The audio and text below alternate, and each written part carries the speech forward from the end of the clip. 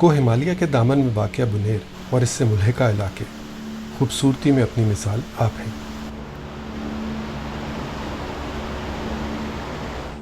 1991 میں بنیر کو ڈسٹرکٹ کا درجہ دیا گیا اور یہ مالاکنڈ ڈویژن خیبر پختونخوا کا حصہ ہے۔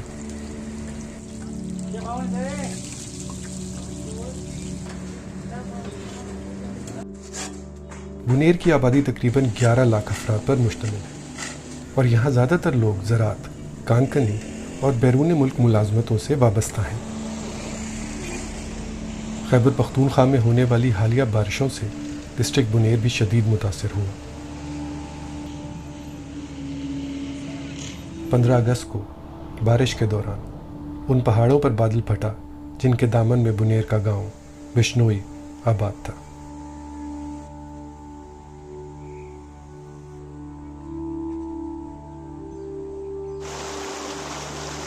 پانی کی تیز ریلوں نے آنن فانن شدید سیلاب کی شکل اختیار کر لی اور یہ سیلاب اپنے ساتھ ساتھ پہاڑوں سے بہت بڑی تعداد میں کئی ٹن وزنی پتھر اور مٹی لے کر بشنوئی گاؤں سے ٹکرا گیا۔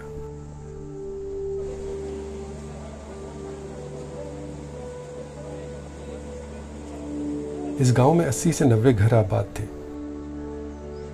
لمحوں میں یہ گھر ملبے کے ڈھیر بن گئے۔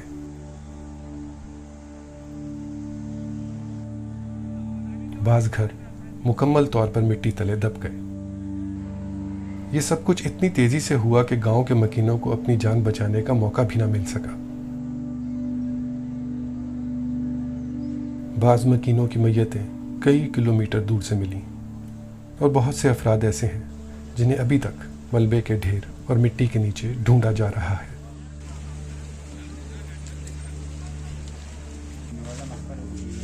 کسی خاندان کے 10، کسی کے 15 اور کسی کے 20 سے زیادہ افراد اس آفت میں شہید ہو گئے۔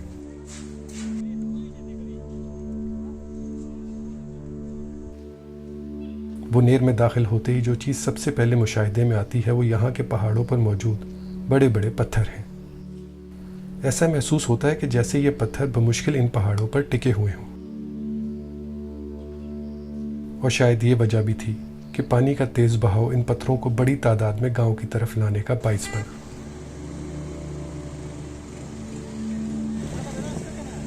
بنیر میں یہ سیلاب مختلف علاقوں کو رونگتا ہوا گاؤں سے کئی کلومیٹر دور واقع مشہور تجارتی مرکز پیر بابا بازار تک بھی پہنچ گیا۔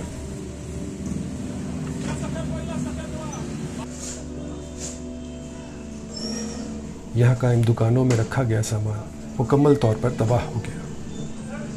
بعض دکانوں میں سیلابی پانی چھتوں تک مٹی کے ڈھیر چھوڑ گیا۔ آج دکاندار یہاں اپنی مدد آپ کے تحت دکانوں سے پانی اور کیچڑ کو نکال رہے ہیں۔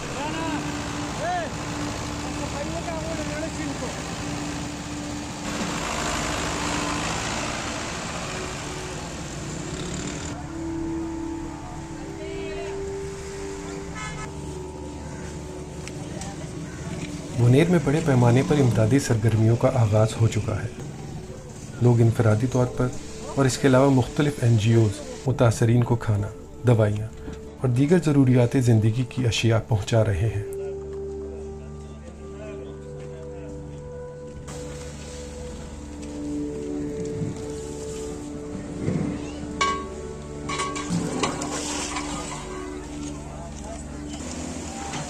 خیبر پختونخوا حکومت نے بارشوں اور سیلاب سے حادثات میں صوبے میں جاں بحق ہونے والے افراد کے لواحقین کو 20 لاکھ روپے فی کس اور زخمیوں کو 5 لاکھ روپے فی کس امداد دینے کا فیصلہ کر لیا ہے۔